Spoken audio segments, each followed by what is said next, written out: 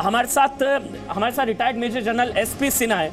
एक बार जो नक्शा है इसके जरिए सिन्हा सर अगर आप बता पाएं, क्योंकि ये कहा जा रहा है कि रेकिनला में टैंकों की तैनाती फायरिंग रेंज में, और इसके अलावा जो है ब्लैक टॉप पोस्ट का है, वो अगर आप एक बार बता दें एसपी सिन्हा सर। पैंगोंग सो का जो सदर्न टिप है, सदर्न टिप पे दो हिल टॉप्स हैं, ब्लैक टॉप और हेलमेट टॉप। हेलमेट टॉप पे पीएलए के 300 जवान थे, उसमें से 100 जवान जो है वो ब्लैक टॉप हिल की तरफ, बेस कैंप की तरफ, उनके फुट बेस पे जाने की कोशिश किया, और उनके पास टेम्पररी शेल्टर्स, बंकर्स, ये सब बनाने का सामग्री था। तो हमारे सर्वेलेंस सिस्टम के माध्यम से जब हमें पता चला कि चीन की ये हरकत हो रही है, तो हमने प्रीएम्प्ट कर दिया। विकास जो स्पेशल फ्रंटियर फोर्स के ट्रुप्स हैं, वो बहुत जल्दी से 29-30 के रात को ही अपने आप को यहाँ पोजीशन कर दिए, और चीन की जो कुदृष्टि है वो पूरी तरह से विफल कर दी। अच्छा, ये जो कहा जा रहा है सिन्हा साहब की टैंक्स फायरिंग रेंज में है, वो रेकिनला के पास, एकदम ये रेकिनला। दूसरा जो बिंदु है वो है रेकिनला। देखिए, रेकिनला जियो स्ट्रैटेजिकली बहुत महत्वपूर्ण जगह है, क्योंकि देखिए डोमिनेट करने का क्या तरीका होता है दुश्मन को। यदि हम हाइट्स पे हैं, जैसे हम ब्लैक टॉप हमारे पास है, तो हम बहुत आसानी से डोमिनेट कर सकते हैं, बिकॉज ब्लैक टॉप पूरे चुशूल वैली को डोमिनेट करता है। और यदि चीन ब्लैक टॉप को ले लेता तो चुशूल वैली को डोमिनेट करता, चुशूल को ले लेता, ले तक पहुंचता, और डीएसडीबीओ के माध्यम से वो सब सेक्टर नॉर्थ तक पहुंचने की क्षमता रखता था। ये बहुत खतरनाक खेल था। एक ही झटके में सदर्न साइड में, पैंगोंग त्सो के सदर्न साइड में, दक्षिणी साइड में आके चीन की कुदृष्टि, मास्टर स्ट्रोक देखिए प्लानिंग, कि वो एक झटके में फिंगर 1 से 8 ले लिया। पैंगोंग त्सो लेक का पूरा हिस्सा, 1/3 हिस्सा हमारे पास है, वो खा गया। और सबसे बड़ी बात है कि पैंगोंग त्सो के यहाँ तो अब मेरे ख्याल से एसपी सिन्हा साहब अपनी सीट ले सकते हैं, क्योंकि इस वक्त अब मेरे साथ मुझे बताया जा रहा है कि जनरल बिक्रम सिंह, जी हाँ, जनरल बिक्रम सिंह मेरे साथ, जो कि पूर्व सेना प्रमुख हैं, वो उनसे बेहतर तरीके से आपको कोई नहीं समझा सकता कि विवाद क्या है, कैसे ये आगे बढ़ रहा है, और अब भारत का क्या पक्ष होना चाहिए। अगर 24 घंटे में चीन 5 बार बयान जारी करके बातचीत का ड्रामा या बातचीत की मेज पर आने की बात कर रहे थे, फिर वो धोखा किस चीज का था जो 29-30 अगस्त की रात को चीन ने दिया। बहुत बहुत शुक्रिया, जय हिंद सर। जनरल बिक्रम सिंह, आपने समय निकाला जी न्यूज के लिए। 24 घंटे में 5 बयान, चीन कह रहा है बातचीत कर लो। क्या समझे क्या सर हम?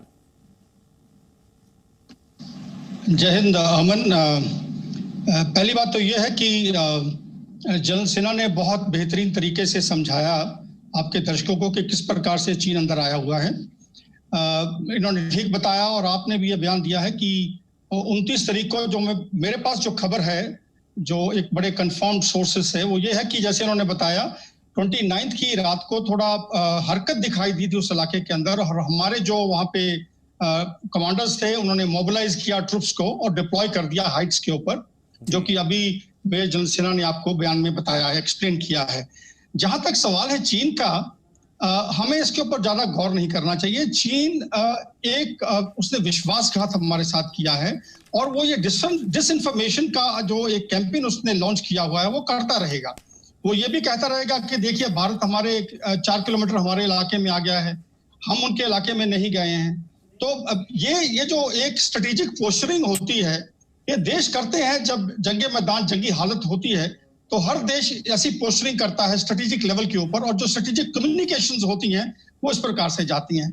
आप देखेंगे उनके जो मिनिस्ट्री ऑफ एक्सटर्नल अफेयर्स है, वो एक बड़ा बयान दे रहे हैं कि वो अच्छा एक वातावरण चाहते हैं, दोस्ताना चाहते हैं हिंदुस्तान के साथ में, लेकिन हमें इनके ऊपर गौर नहीं करना चाहिए। जिस प्रकार से उन्होंने कार्रवाई की है, जिस प्रकार से वो इलाकों में हमारे आ गए हैं, ऊपर से दपसान से लेके फिंगर के अंदर, और आपने देखा अभी साउथ और पैंगोंग त्सो के इलाके के अंदर भी आ चुके हैं, कोशिश कर रहे थे, जहां हमने इनको भी रोका है और चेकमेट किया है। तो इनके ऊपर हम भरोसा नहीं कर सकते हैं। इनकी जो बात है इसके ऊपर हमने विश्वास नहीं करना है। जो मर्जी बयान देते रहें, हमने अपनी सुरक्षा करनी है। हमारे जो नेशनल इंटरेस्ट वो ये कहते हैं कि हमने अपनी हर इंच की जो जमीन है उसकी सुरक्षा करनी है। हमने जो देश की जो इंटेग्रिटी है, टेरिटोरियल इंटेग्रिटी, उसको कायम रखना है, और जहां वो आया हुआ है उसको हमने वहां से खदेड़ के बाहर निकालना है। अभी बाहर निकालने का जो एक तरतीब है, असूल है, और जो स्ट्रेटजी हम अडॉप्ट कर रहे हैं, वो इस वक्त अहमियत दी जा रही है नॉन किनेटिक जो औजार हैं उनका इस्तेमाल किया जा रहा है, जैसे डिप्लोमेटिक हम जो औजार का इस्तेमाल कर रहे हैं, हम इकोनॉमिक प्रेशर पॉइंट्स का इस्तेमाल कर रहे हैं, इंटरनेशनल प्रेशर जो है, में कोलिशन जो वर्कआउट कर रहे हैं डेमोक्रेटिक नेशंस के साथ में, उसका एक प्रभाव पड़ रहा है उनकी लीडरशिप के ऊपर। तो इन चीजों का हम इस्तेमाल कर रहे हैं। हम एक मौका देना चाहते हैं एक पीसफुल नेगोशिएटेड रेजोल्यूशन का। लेकिन जहां तक मेरा सवाल है, मुझे लगता है कि इन चीजों से कुछ नहीं निकलने वाला, और दिन ब दिन आप देखते जा रहे होंगे कि जो एक डिप्लोमेटिकली नेगोशिएट करने का जो एक स्पेस था वो श्रिंक हो रहा है। और क्योंकि आप देख रहे हैं एक डिस्ट्रस्ट जो पैदा हुआ है साउथ ऑफ पेंगोंग सब के अंदर, जो चीन आने की जिसने कोशिश की है, इसके साथ मुझे लगता नहीं आगे बढ़ेगा। तो इसके अंदर जो आगे कार्रवाई होगी वो अभी देखेंगे किस प्रकार से जो हमारा जो नेशनल स्ट्रेटेजी है वो इवॉल्व होती है।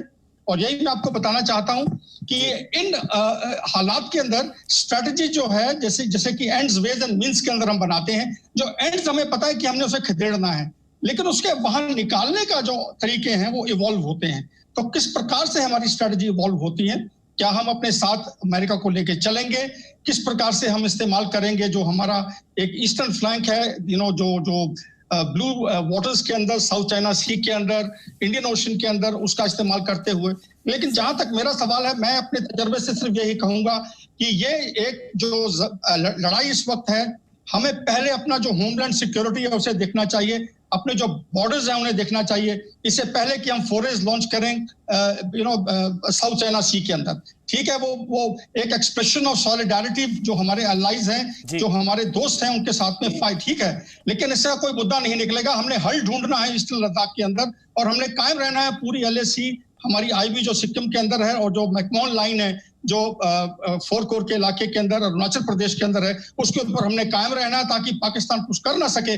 और हमने अपनी ताकत इतनी रखनी है कि जब हमें हुक्म मिलता है हम उसको वहां से खदेड़ सकें। ये हमारा ओवरऑल स्ट्रेटजी होना चाहिए। आपने जनरल बिक्रम सिंह, आपने कहा कि हल ढूंढना है, और ये भारत का स्टैंड रहा है कि भारत शांति की बात करता है, लेकिन आप जानते हैं कि क्षेत्रीय संप्रभुता, अखंडता की कीमत पर नहीं। मेरा सवाल सर आपसे ये है कि हम बातचीत तो कर रहे थे, कमांडर लेवल स्तर की बातचीत हो रही थी, आज सुबह भी ब्रिगेडियर लेवल स्तर की बातचीत हुई है, हम तो बातचीत कर रहे थे। जो 29-30 अगस्त की रात को चीन ने किया, वो तो उसने बता दिया ना कि वो विवाद को बढ़ाना चाह रहा है, क्या करना चाह रहा है। वो बातचीत से मान रहा है क्या सर? देखिए, ऐसे है कि क्या होता है, इसको कहते हैं jockeying, at the strategic level. हम एक कार्रवाई करते हैं, दुश्मन एक और कार्रवाई करेगा। जहां तक मुझे लगता है कि जो हमने कुछ बयान दिए हैं, हमने जो अपनी जो हमारी नेवल शिप्स को हमने भेजा है साउथ चाइना सी में, शायद इससे चीन बुखलाया है और उसने इसको करने की कोशिश की है। और देखिए, ये चीजें चलती रहेंगी, ये होगा। जब हम डिप्लॉय हो गए हैं, ये कार्रवाई चलती रहेगी, और जितना प्रेशर में आएगा चीन, आप देखेंगे उनका जो लीडरशिप है वो PLA को बोलती रहेगी कुछ ना कुछ करने के लिए। हमने चौकन्ना रहना है। लेकिन आपने देखा होगा जो एक तब्दीली आपने देखी है, जो 15-16 की रात जून के अंदर जो हालात हुए थे गलवान के अंदर, जहां हम सरप्राइज हो गए थे, इस वक्त आपने देखा हम प्रोएक्टिव थे। हमें पता लगा जहां दुश्मन आने वाला है, हमने कार्रवाई की और उसको वहां चेकमेट कर दिया। तो यह कार्रवाई हमने करनी पड़ेगी। और बाकी ये हमें, मैं सिर्फ इतना कहूंगा कि हमें, अगर हम अंदर चले गए हैं, बड़ी अच्छी बात है, लेकिन हमें इंटरनेशनल स्तर के ऊपर जब हम अपने बयान देते हैं तो हमें कहना चाहिए कि हम LAC की अपनी तरफ हैं। बिल्कुल, आपने देखा होगा चीन हमारे इलाके में आया हुआ है। जनरल सेना साहब बता रहे थे आपको किस प्रकार से वो आया हुआ है, पेंगोंग से के नॉर्थ के अंदर फिंगर 4 की तरफ आया हुआ, जो हमारा इलाका है, एज तक हम हमसे कबूल करते हैं। उसने आज तक नहीं बोला, देखिए चीन ने आज तक नहीं बोला कि वो हमारे इलाके में आया। इसी प्रकार से अगर हम जाते भी हैं उसके इलाके के अंदर, हमने इसको एक्नॉलेज नहीं करना है। हमें बोलना चाहिए हम अपने इलाके में हैं LAC के अंदर, और कार्रवाई हमें करते रहना चाहिए। और हमने मुंह तोड़ जवाब देना है चीन के लिए, जिसके लिए हमारे पास औजार हैं, हमारे पास ताकत है। मैं आपको इतना बता दूं। एक सवाल, एक बहुत सीरियस सवाल सर, मैं समझना चाह रहा हूं। ये भी कहा जा रहा है कि 1962 में जो इलाके हमारे हाथ से निकले, कुछ उन इलाकों को भी हम रिक्लेम कर रहे हैं, इस वजह से भी टसल बढ़ रहा है। तभी वो कह रहे हैं कि LAC के इस तरफ आया भारत। नहीं, देखिए, वो तो आप जानते हैं, जब ये शुरू हुआ, जो बयान हमने दिए कि एक्साइज चिन्ह हमारा है, हम ले लेंगे, POK हमारा है, हमारे बयान आए थे। तो ये कारण हो सकता है। और अगर देखा जाए तो ये जो बयान है बिल्कुल ठीक है, ये हमारा इलाका है। और ये पार्लियामेंट के अंदर पहले पास हो रखा है पीओ के बारे में, सचिन के बारे में। ये हमारे इलाके हैं, हमने किसी ना किसी ढंग से इनको लेना है एक टाइम के अंदर। तो चीन को इसके अंदर कोई प्रॉब्लम नहीं आनी चाहिए, क्योंकि एक डिस्प्यूटेड एरिया है ये। लेकिन ये नहीं हो सकता कि चीन हमारे इलाके में आके बोलता रहे उसने कुछ नहीं किया, और जब हम थोड़ा कार्रवाई करें और वो शोर मचाना शुरू कर दे इंटरनेशनल एरिना के अंदर कि हम 4 किलोमीटर अंदर आ गए, वो हमें अग्रेसर दिखाने की कोशिश कर रहा है। ऐसे नहीं होना चाहिए, हमने चौकन्ने रहना है। हमने ये इन चीजों के, खासकर मिलिट्री लेवल के ऊपर, हमें जो अभी जो एक डिप्लोमेटिक लेवल के ऊपर जो ये बयान है